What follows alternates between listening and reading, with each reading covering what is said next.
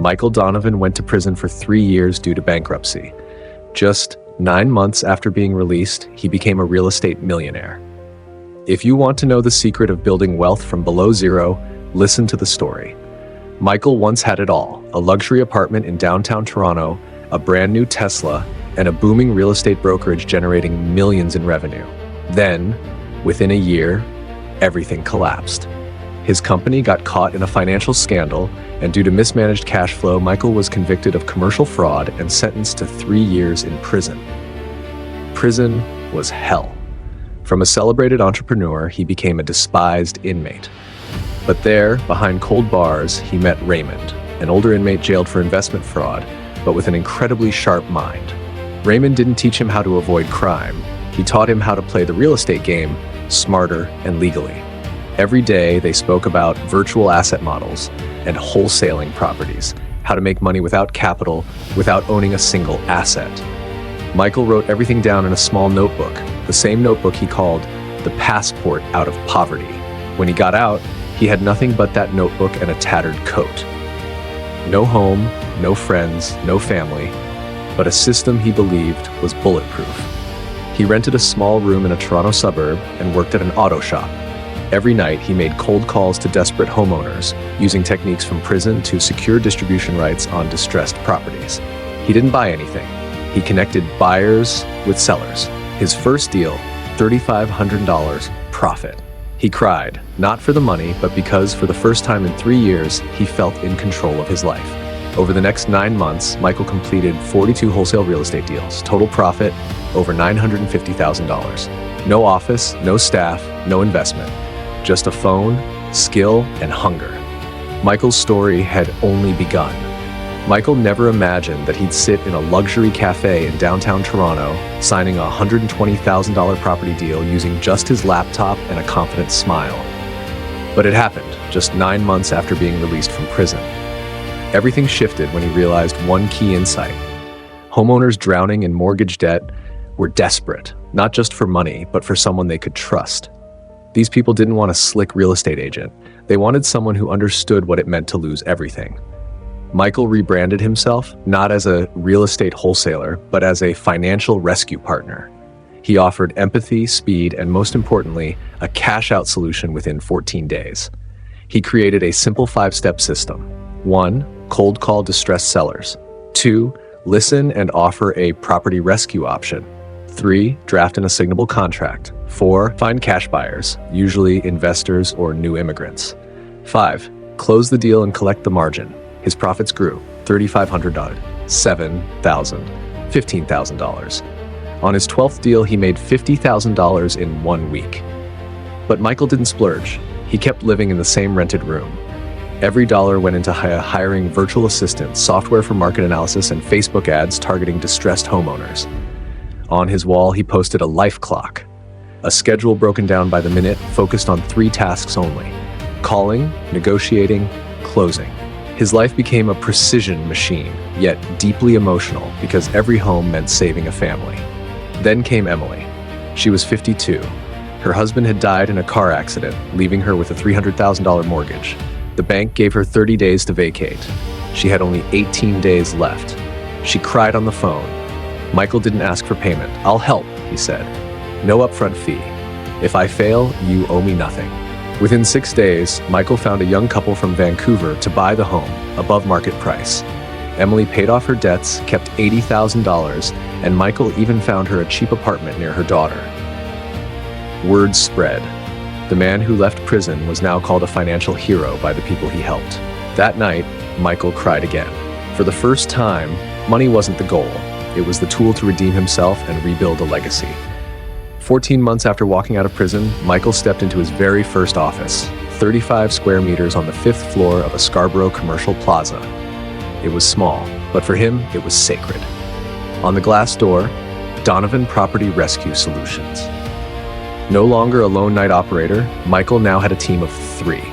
Linda, a young admin, Cody, a cold call negotiator, and James, a former real estate agent laid off during the pandemic. He didn't hire the best. He hired those who had fallen, people discarded by society, because only they understood the pain of being broken and carried the hunger to rebuild. 3 times a week, he held team training, not on how to make money, but on how to connect with people's pain and transform it into mutual opportunity. Every team member had to make 100 calls a day, not to sell, but to ask one question: "Are you okay?" In their first month, they closed 11 deals, generating $187,000 in profit. But that success brought backlash. Traditional realtors launched attacks online, accusing Michael of preying on the vulnerable, undercutting the market, and destabilizing the industry. Forums filled with hate, calling him a scam artist. Michael said nothing, but his team began to worry. "I'm scared," said Linda. "People are calling you a fraud." "What if we get sued?" Cody asked. Michael calmly replied, "Just look into the eyes of those we help. If they smile, we're right. If they cry, we're wrong."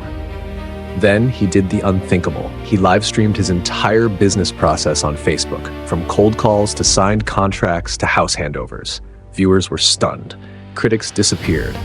An elderly woman once saved by Michael appeared on livestream and said, "If this boy hadn't helped me, I'd be in a shelter right now."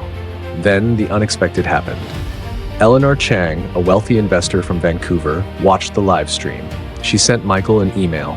"You're doing the right thing. I want to invest $2 million to help you scale this across Canada. Call me." Michael stared at the email, tears in his eyes. After all the struggle, someone finally believed in him. The game had just leveled up. With the $2 million investment from Eleanor Chang, Michael finally had a rocket to launch his long-suppressed dream. He didn't use the money to buy mansions, luxury cars, or designer clothes.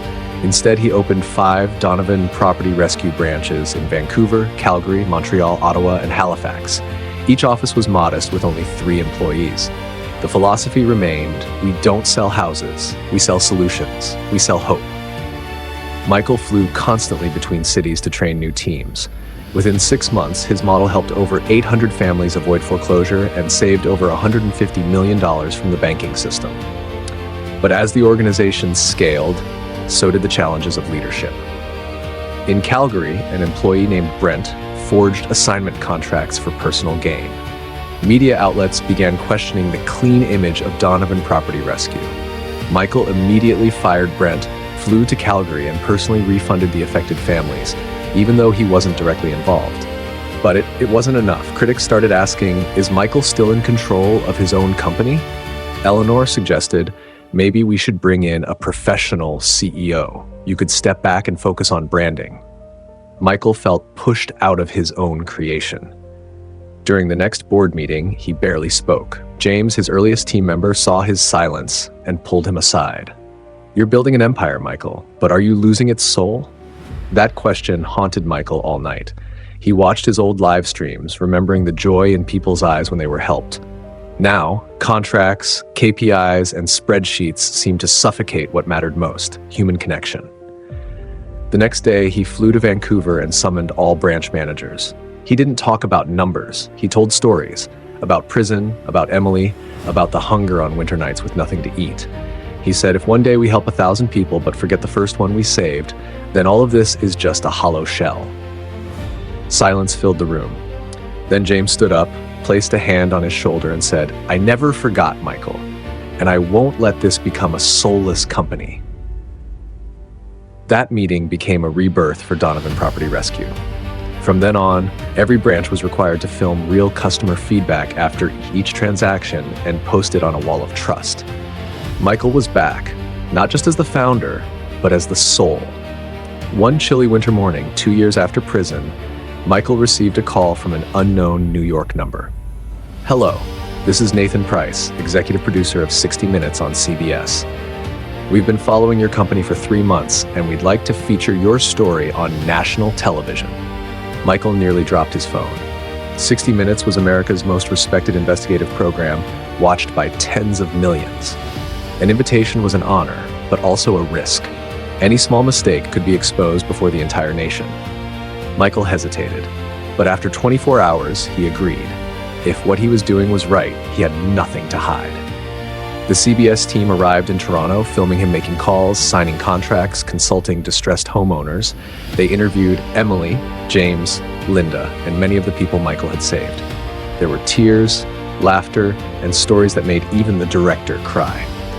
A month later, the episode titled From Prison to Property Savior aired nationwide. The next morning, Michael woke to over 12,000 emails and 4,700 missed calls. The Donovan Property Rescue website crashed from traffic.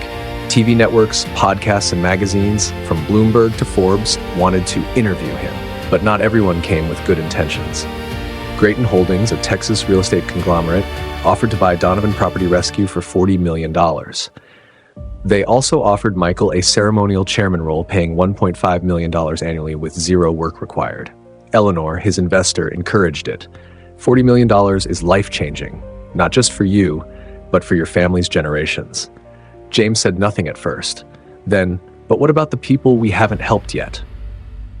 Michael stayed up 3 nights writing 2 columns, money versus purpose. In his mind, Raymond's voice echoed from prison. Real wealth isn't money. It's the power to say no to money and live your truth. On the 4th morning, Michael walked into the office, placed a large envelope on the meeting table. Inside was a rejection letter for the buyout.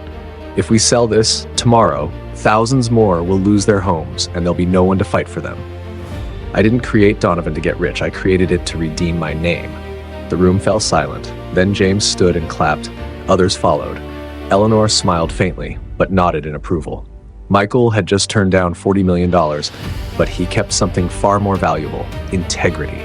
Michael had just turned down the $40 million offer, but the fame that followed brought powerful enemies.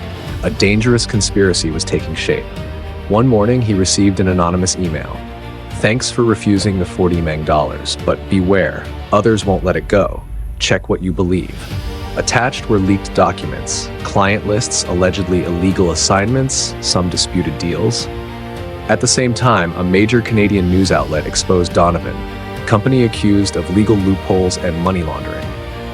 Government inspectors launched an audit and demanded transaction records. Michael didn't flinch. He hired a top lawyer and publicly announced he would share every deal file. He live-streamed, "We welcome inquiry. In our world, truth shines brightest." The investigation lasted 3 months. Public pressure mounted. Social media, news outlets, competitors all fueled the scandal. Financial markets reacted. Investors and partners hesitated. But Michael's biggest supporters were the families he had saved. He visited branches and conducted video calls with rescued homeowners, asking them to share publicly. Without Donovan, we'd have lost our home to foreclosure. These testimonials streamed live to counter the allegations and prove real impact. In the end, regulators found Donovan Property Rescue compliant, lawful, and genuinely impactful. The fraud claims were dismissed as reputation attacks. Michael won, but paid a price: emotional exhaustion, constant vigilance, and scars that remained. He learned from it and created an internal oversight office, random case audits with monthly public video reporting. He called it transparency in action. With the scandal behind them and media attention fading, Donovan entered a phase of sustainable growth, but sustainable doesn't mean easy. Michael launched Donovan Academy, a 12-week training program for property rescue professionals and volunteers. Graduates earn a property rescuer certification. The first cohort had 50 students from across Canada, unemployed agents, former inmates, single moms, new immigrants, all wanting to turn pain into social and economic value. Each student completed a live project, approaching distressed homeowners, drafting an assignment, closing deals that served both parties. Top performers were hired into Donovan branches with revenue share roles. Simultaneously, Michael released the Donovan Digital Platform, an app where homeowners seeking relief post requests and investors bid to buy instantly. Donovan takes a 3% automatic fee from each buyer transaction. 1 year later, the combination of training and technology expanded into the US, specifically Florida and Texas, hotspots of foreclosure. Over 5,000 families saved and $300 million in transactions processed.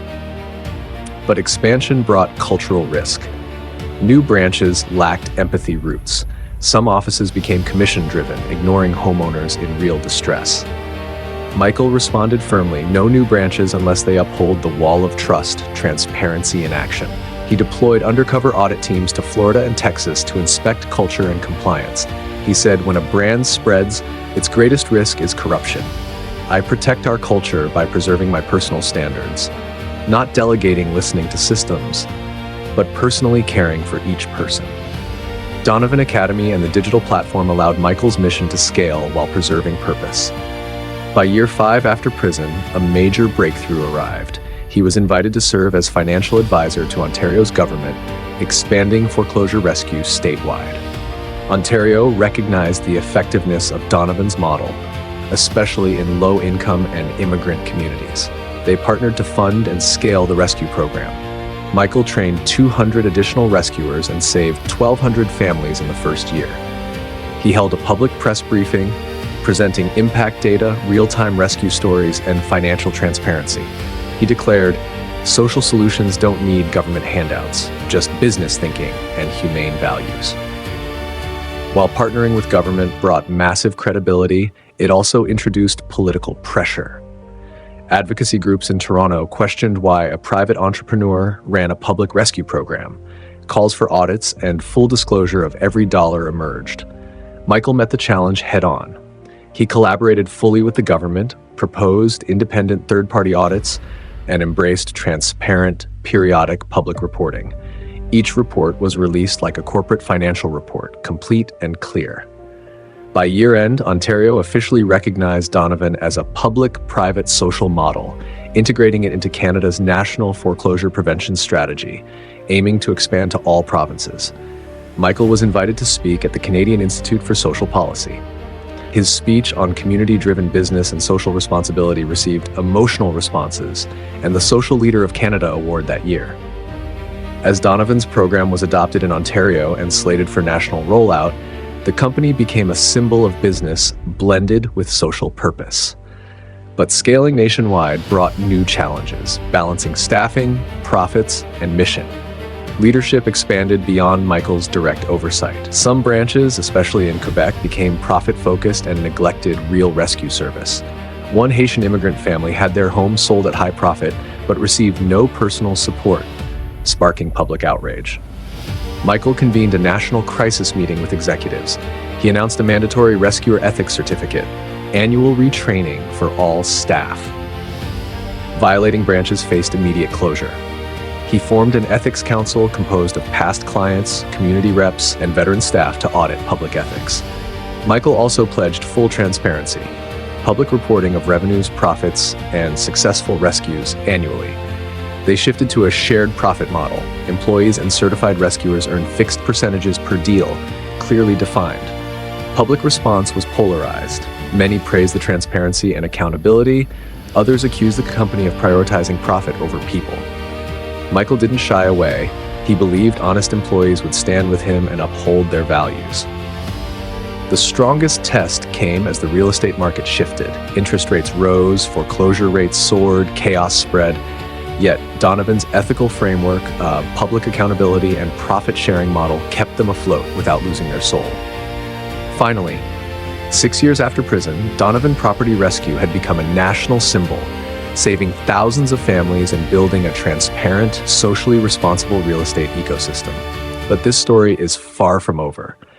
Michael reflected proudly on his journey, from bankrupt inmate to leader of a multi-million-dollar rescue enterprise, from turning down $40 to preserving purpose. He proved character matters more than money, and impact trumps profit. In the closing scene, Michael appears in a polished YouTube studio, lights and cameras focused on him. Looking into the lens, he says, "If you found this story helpful, if you believe we can build wealth by helping others create better lives, subscribe to my YouTube channel, leave your thoughts in the comments, and share this video with anyone who needs to hear it. Together, we can change how we think about making money and create real value." The audience applauds. For Michael, that's the final affirmation, that building wealth with humanity can spread across YouTube and inspire millions across North America. Follow this channel to hear more inspiring stories about building wealth from the ground up.